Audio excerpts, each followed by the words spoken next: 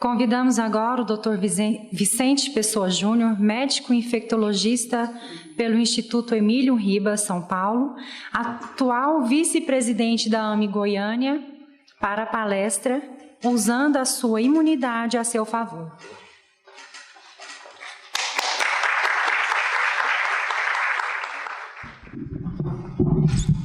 Boa noite.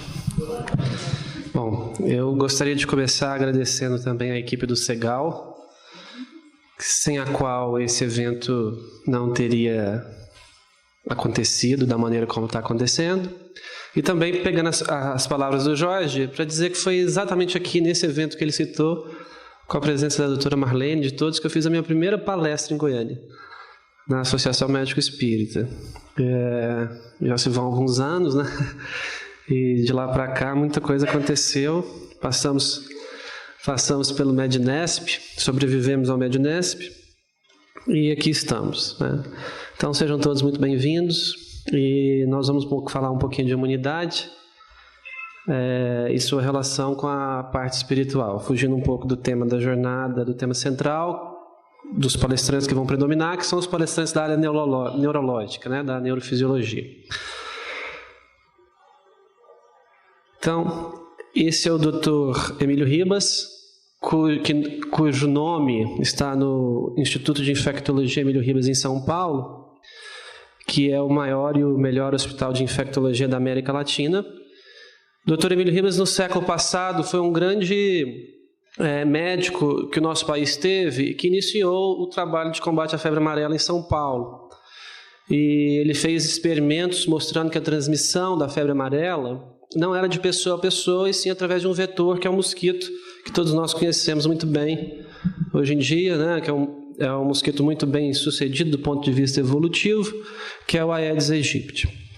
E por causa disso, ele recebe essa homenagem no Hospital Emílio Ribas, e o dia 18 de abril, que acabamos de passar, que é o dia de nascimento do Dr. Emílio Ribas, é o dia do infectologista.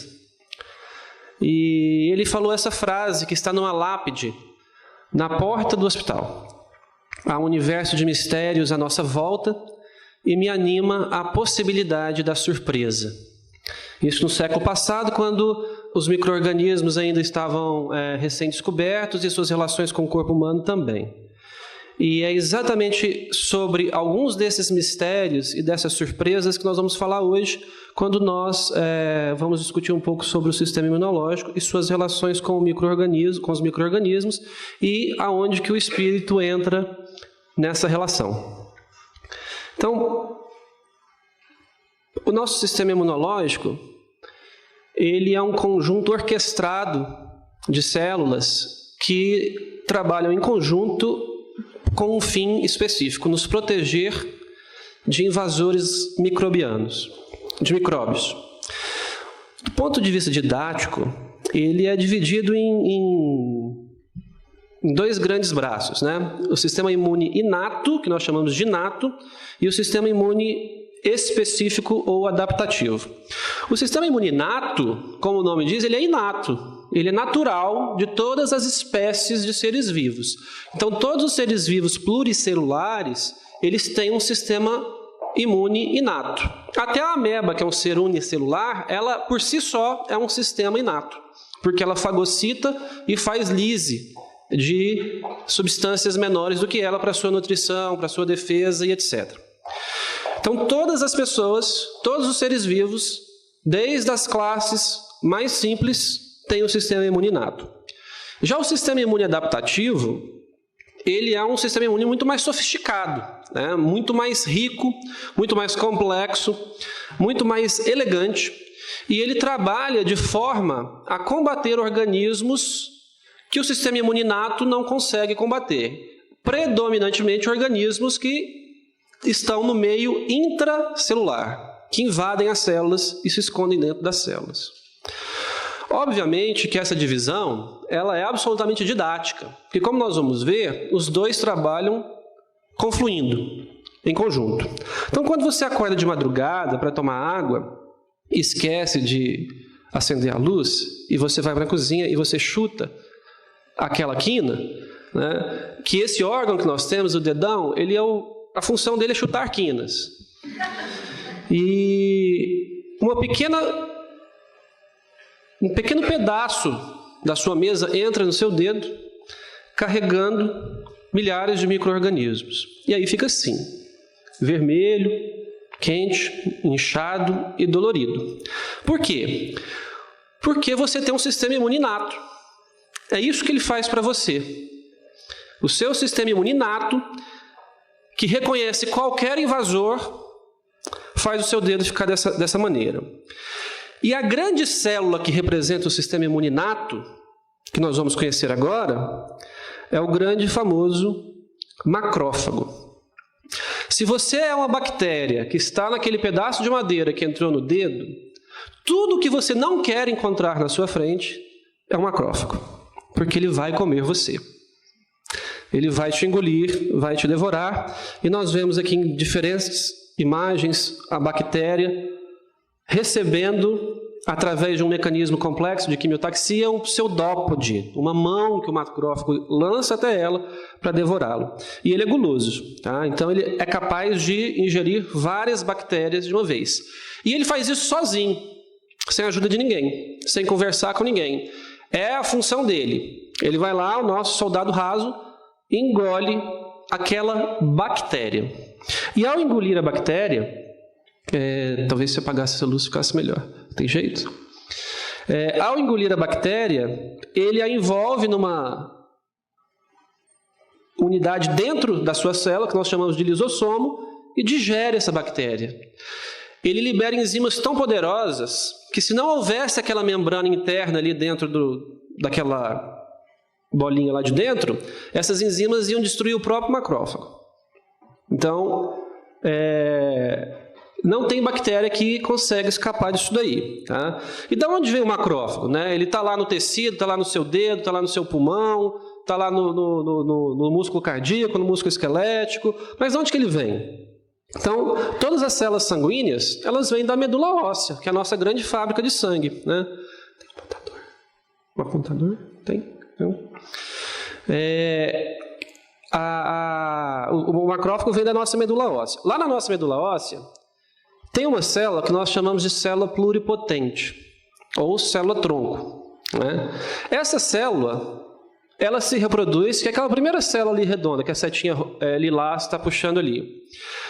A partir do momento que ela é recrutada para se transformar em células sanguíneas, ela se divide e ela se transforma nela mesma também, para a gente ter uma reserva. Porque se ela for se transformando em células do sangue, uma hora vão se esgotar as nossas reservas. Então o sistema é inteligente, ele se transforma nela mesmo e em uma célula que vai evoluir para se transformar em célula sanguínea. Por isso que o nosso estoque de sangue não acaba, senão acabaria. Então, nessa imagem a gente vê lá o osso, eles ficam lá dentro da medula, e aqui a gente consegue ver a célula primordial, lá em cima, e ela se transforma em várias ramificações que vão dar origem às células sanguíneas. Uma delas, quando você faz o hemograma, lá um hemograma simples, você vai ver lá monócitos, lá no meio, lá embaixo, é monócito. O que é o monócito? Nada mais é do que um macrófago, que está fora do tecido, ele está circulando dentro do sangue. Então ele fica circulando dentro do sangue. Quando ele sai do sangue e vai para o tecido, ele sofre alterações bioquímicas e ele se transforma nessa célula gigante fagocitadora, que são os macrófagos. Então ele vem daí. E ele é a grande célula responsável pelo sistema imune inato. Ele trabalha sozinho. Esse sistema imune inato ele é tão eficiente, mas tão eficiente, que, pasmem, 99% de todas as infecções que nós adquirimos são resolvidas sozinhas pelo sistema imune inato. 99%. O restante fica por conta do nosso sistema imune adaptativo, que é o que nós vamos falar agora. A primeira evidência de que nós tínhamos um sistema imune adaptativo surgiu mais ou menos por volta de 1790, quando um médico chamado Edward Jenner percebeu que algumas pessoas que lidavam com as tetas das vacas e tinham uma doença chamada cowpox, que é a varíola da vaca, não pegavam varíola. Essas pessoas que pegavam essa doença, que era uma varíolazinha, quando expostas ao vírus da varíola selvagem, não adoeciam. E aí ele foi estudar esse fenômeno e ele recrutou esse menino, James Phipps, que na época tinha 8 anos, e ele pegou o braço do menino, fez algumas escarificações, arranhou o braço do menino, fez alguns pequenos cortes e pegou o pus das mãos de uma pessoa que tinha cowpox, a varíolazinha. O menino adoeceu, teve febre, mal-estar, dor de cabeça, ficou 2, 3 dias indisposto, melhorou e ficou bem. 2 semanas depois, ele injetou no sangue do menino a varíola.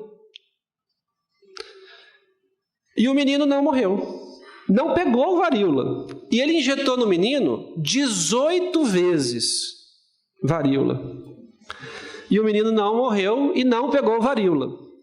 Então ele concluiu, o que hoje para nós é óbvio, que alguma coisa protegeu o menino antecipadamente. E por causa disso, surgiram as vacinas. É o primeiro caso de vacina descrito, porque esse experimento foi feito antes de Edward Jenner, por outras pessoas com a mesma varíola. Mas o primeiro caso descrito é esse. Se a gente fizer isso, a gente vai preso. Então, como é que funciona esse sistema imune adaptativo que protegeu esse menino? Na verdade, é um conjunto de células que envolve o sistema imune inato, o macrófago, com os linfócitos, que são as grandes estrelas do sistema imune adaptativo, e eles conversam entre si através de substâncias químicas que um secreta e aí eles se entendem. Então, olha só essa imagem.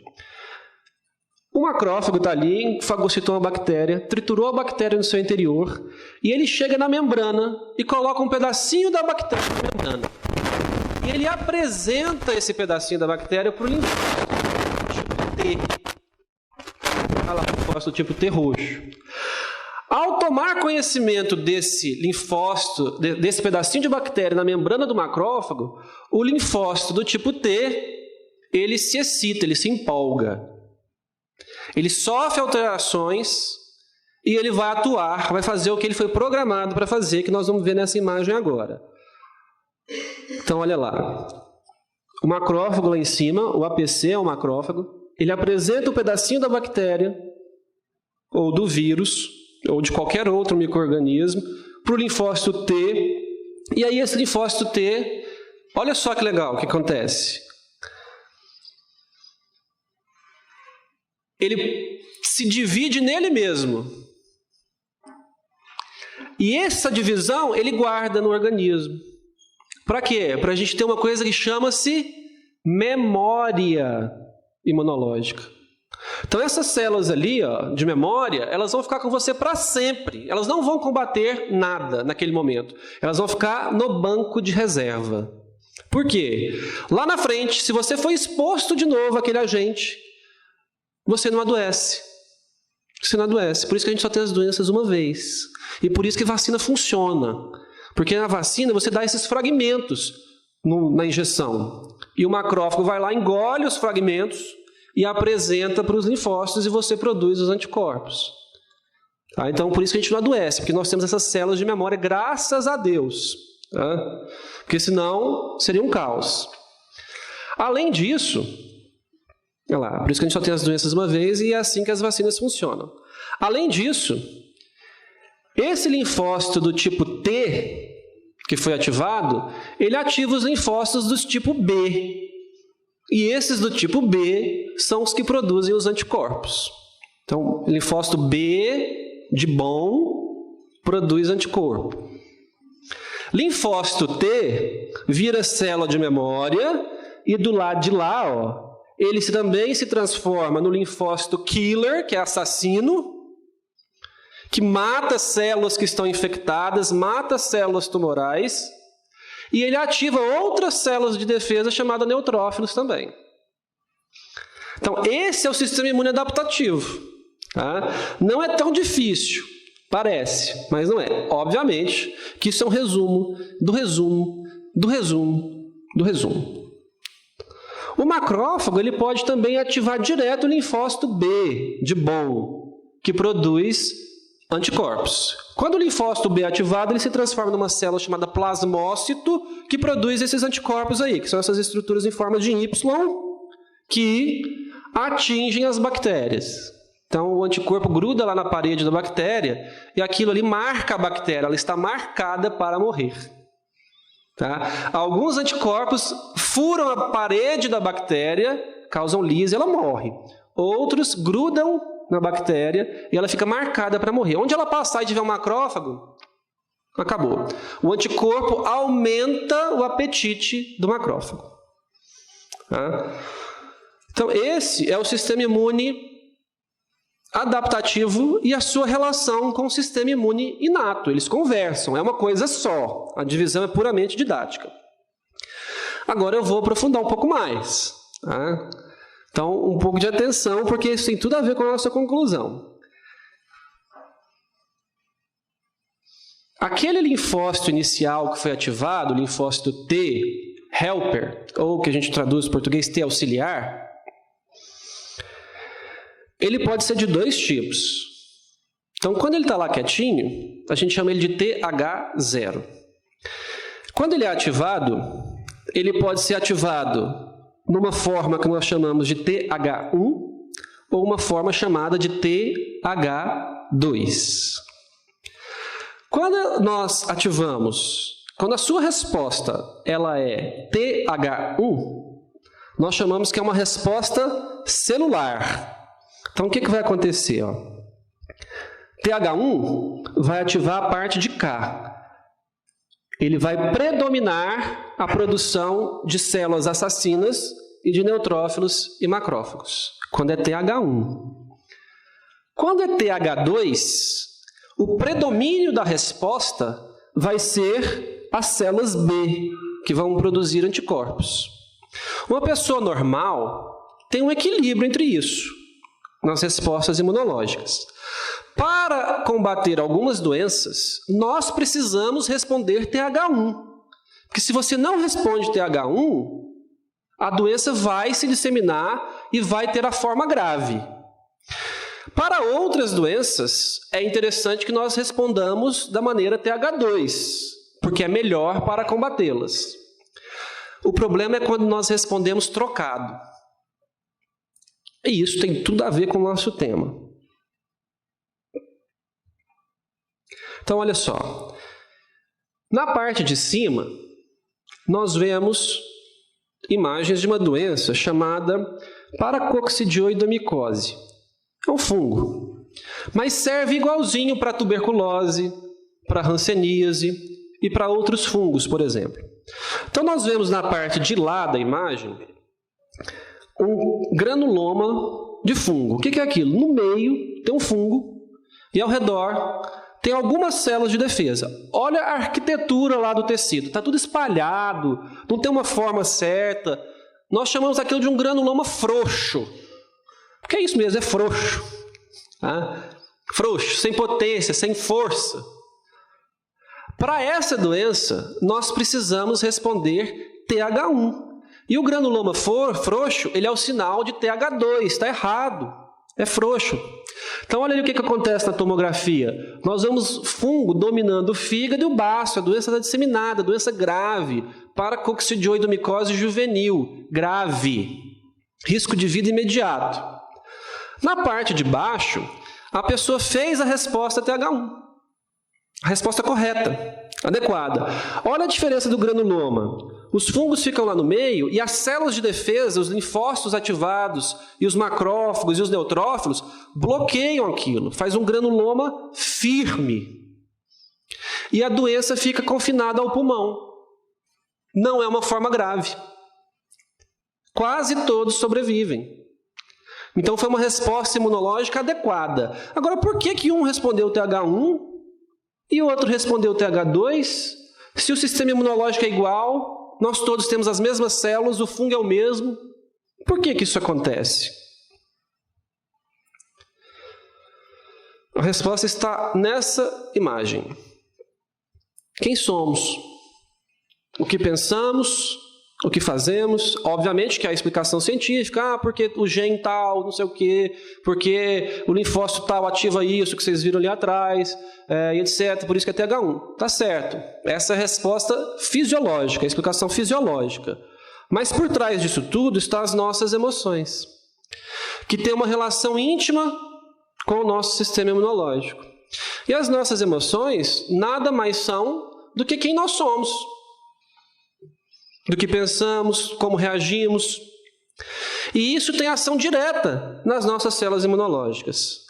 Quem nunca viu uma pessoa com herpes zoster? A primeira pergunta que nós fazemos para uma pessoa que tem herpes zoster e é jovem é: qual é a sua contusão emocional? É a primeira pergunta. Porque essa pessoa certamente ela tem uma separação recente, uma crise financeira, um óbito na família, um período de estresse e sobrecarga prolongado. A segunda pergunta é se ela tem infecção pelo HIV. E se não tem, nós vamos pedir o exame, porque é nossa obrigação. Mas, regra geral, a primeira pergunta que a gente faz é: qual é a sua fratura emocional?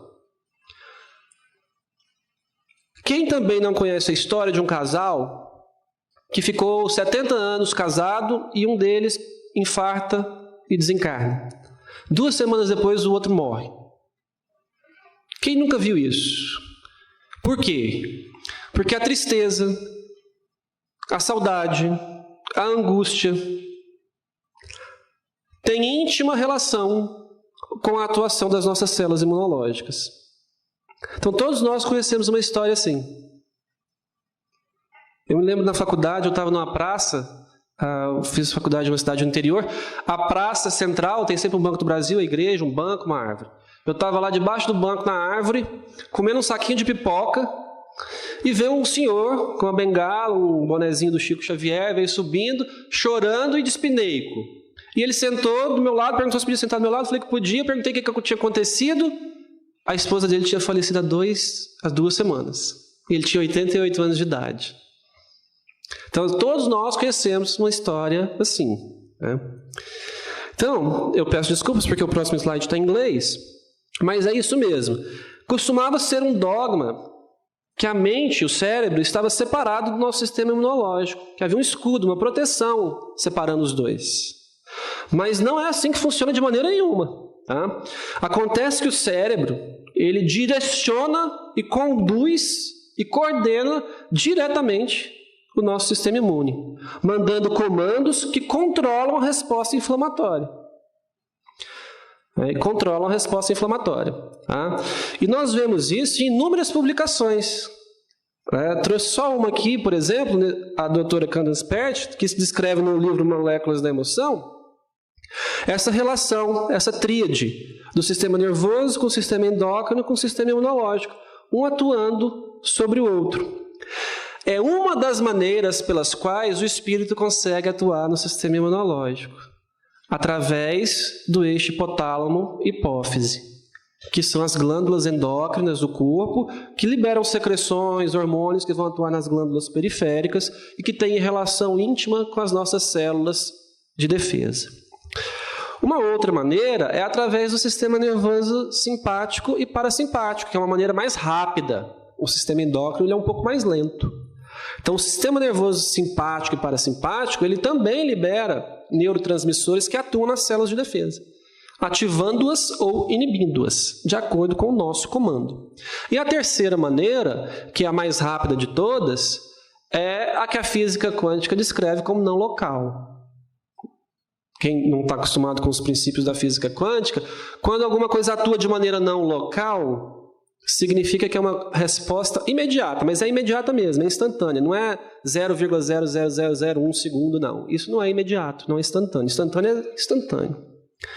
E isso pode ser feito através do pensamento, que tem relação direta com as membranas das células. Nosso pensamento, aqui na imagem, né, os trovões, os sóis, etc., pode fazer com que as nossas células respondam chorando ou sorrindo, que elas fiquem alegres ou tristões. E nós vemos isso muito bem descrito no livro do Bruce Lipton, Biologia da Crença, quando ele fala que os receptores nas membranas das células atuam como nanoantenas, capazes e sensíveis a vibrações de ondas eletromagnéticas. Não são só hormônios que atuam nos receptores. Então, as ondas mentais do indivíduo são capazes de atuar nos receptores, causando uma resposta intracelular, segundo os mensageiros, que vão até o núcleo, ligam e desligam genes, atuam no nosso genoma, sintetizando ou inibindo a fabricação de proteínas que vão dar uma resposta para as nossas células, inclusive as nossas células imunológicas. Não nos esqueçamos que as células do sangue são células. Elas respondem. E nas suas membranas, nós vemos isso no livro da Candace Pert, existe receptor para toda e qualquer substância produzida no nosso corpo. Então existe receptor para noradrenalina, acetilcolina, gastrina, colecistoquinina. Inventa uma ina que existe um receptor nas suas células de defesa. Então tudo que o sistema nervoso autônomo e o sistema nervoso endócrino produz e secreta é capaz de atuar nas membranas das suas células de defesa. A relação entre o estresse e o sistema imunológico também é muito bem caracterizada nos pacientes portadores de HIV, que tem quando nós vamos analisar dois grupos de portadores de HIV, um com uma resposta muito mais espiritualizado, muito mais otimista em relação à vida e à doença, e o outro grupo muito mais deprimido e com muito menos reatividade diante da vida e das dificuldades, nós vemos que a progressão da doença é mais rápida no grupo pessimista, no grupo com estresse físico e emocional. A resposta do vírus, a quantidade de vírus no sangue é maior nesse grupo. E a imunidade, o linfócito TCD4, que é aquele T-helper que nós vimos lá, que é o grande cérebro, o grande camisa 10 do sistema imune, que após a sua ativação pelos macrófagos, é ele que ativa todo o sistema imune, é ele, curiosamente, que o HIV infecta e destrói. As pessoas que têm otimismo, alegria e espiritualidade e exercem essa espiritualidade através do auxílio ao próximo, através das orações, através da alegria, elas têm uma curva de CD4 muito maior, com o mesmo tratamento, com as mesmas características físicas. Então nós vemos isso claramente nos pacientes portadores de HIV. E onde que entra o espiritismo nisso tudo? Então, quando eu pensei em fazer infectologia, foi um período da minha vida que eu fiquei meio assim, descrente. Eu coloquei o espiritismo no bolso, deixei ele lá e falei assim, isso não está muito certo isso não.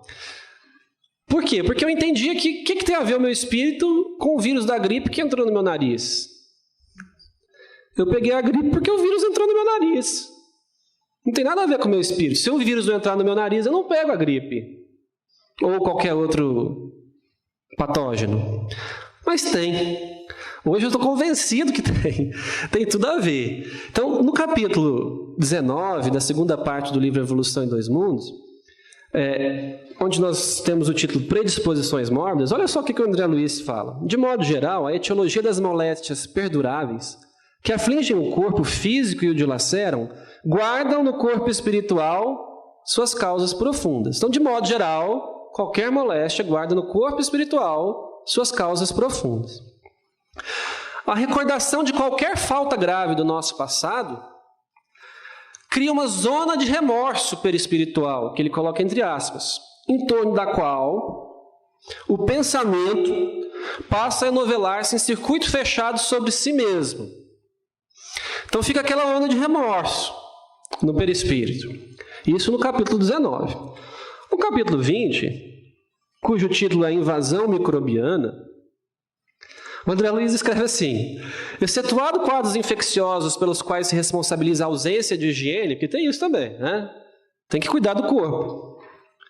As depressões, as depressões mentais criadas em nós mesmos plasmam nos tecidos fisiopsicossomáticos que nos constituem o veículo de expressão determinados campos de ruptura da harmonia celular. Então, a harmonia macrofágica, sistema inato, sistema adaptativo, rompe-se. Porque nós plasmamos isso com o nosso pensamento. Rompe-se. Verificada a disfunção, toda a zona atingida pelo desajustamento se torna passível de invasão microbiana. Porque as sentinelas naturais, macrófagos, linfócitos T, linfócitos B, plasmócitos, não dispõem de bases necessárias à ação regeneradora que as compete, permanecendo muitas vezes em derredor do ponto de invasão do ponto lesado. Resposta TH1 para quando nós precisamos resposta TH2. Granuloma frouxo. Elas ficam parecendo baratas tontas. Elas querem agir, mas não conseguem. Desarticulado, pois, esse trabalho sinérgico das células, nesse ou naquele tecido, aí se interpõem as unidades mórbidas, os micro-organismos. Pelo desequilíbrio de nossas forças mentais a gerarem rupturas ou soluções de continuidade nos pontos de interação entre o corpo espiritual e o veículo físico, pelas quais se insinua o assalto microbiano, a que sejamos mais particularmente inclinados pela natureza de nossas contas kármicas. Então, quando eu li isso, e quando a gente estuda o sistema imunológico, a gente não tem dúvida de que aquilo que nós pensamos, aquilo que nós sentimos, reflete diretamente no sistema imunológico. O André Luiz só não explicou aqui nesse texto que é através do hormônio que nós secretamos, que quando nós estamos estressados, nós produzimos tais e tais hormônios, como nós estamos felizes, nós produzimos outro tipo de substâncias que vão lá nas células, dão outro tipo de reação. Ele só não falou isso. A fisiologia, a parte fisiológica, a explicação técnica. Mas o fundo, ele explicou. Ele explicou. Então, hoje, eu fico muito feliz quando eu estou feliz e eu aspiro um vírus da gripe. Porque eu sei que eu não vou pegar. Agora, quando eu estou triste, cansado, fadigado, estressado, eu sei que eu vou adoecer. E vejam vocês, 80% das pessoas que são picadas por uma fêmea do Aedes aegypti com o vírus da dengue não adoecem. 80% das pessoas. Por quê? Que 20% adoece e 80% não adoece? É o mesmo vírus, é o mesmo mosquito, é o mesmo sistema imunológico, com as mesmas bases conceituais, e uma adoece e outra não adoece. Por que quando nós fazemos um ensaio clínico duplo cego, controlado, randomizado, um medicamento se mostra 80% eficaz no combate a tal bactéria? Por que ele não é 100%?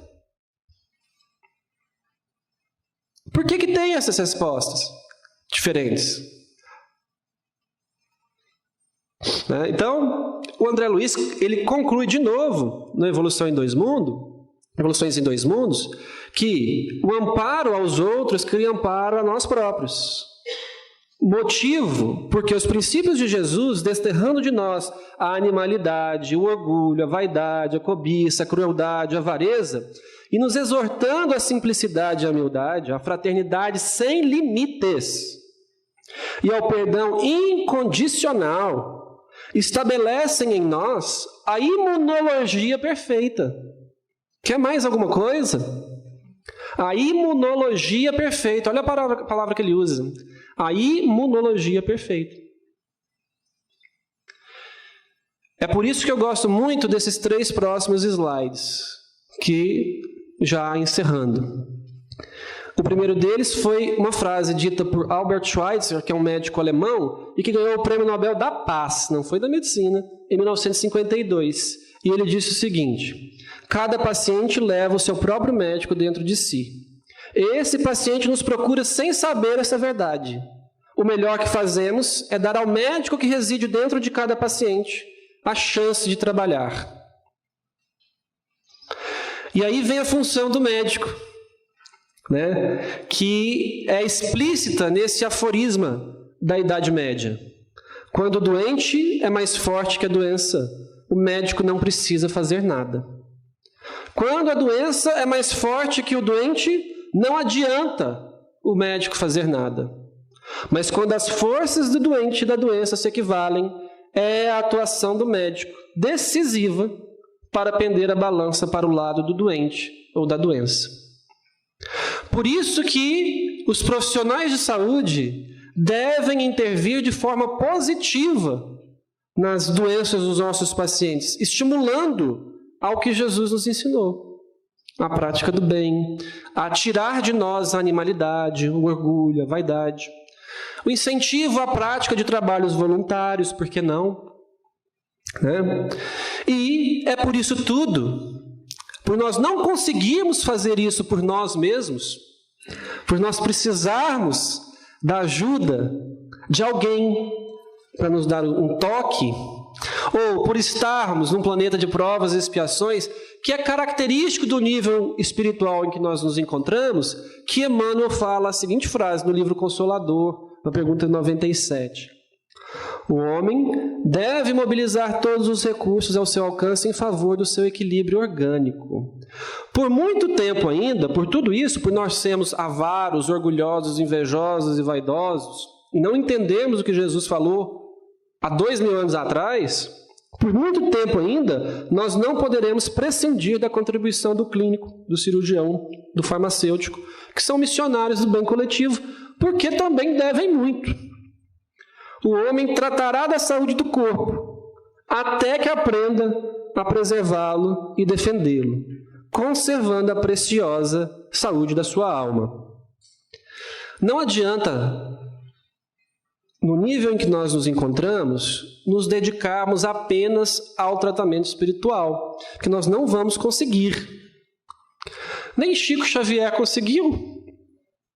Chico adoeceu, né? Se ele tivesse a capacidade de preservar o seu sistema imunológico sempre sorrindo, ele teria vida eterna.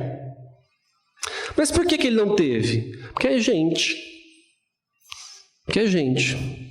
Porque está num corpo físico que se desgasta naturalmente com o tempo e está num planeta de provas e expiações. E muito embora tenha sido um dos maiores que nós já vimos nesse planeta, tinha também lá atrás pequenos delitos que ainda precisavam de ajuste com a lei. Mas nós podemos estimular o nosso sistema imunológico, assim como o de Chico, e o de Jesus, imagina o de Jesus, a amar muito. Amar muito. Então, essa foto caprichosa de um linfócito TCD4, cujo núcleo ama, eu gostaria de encerrar a participação, agradecer a todos e desejar uma boa jornada.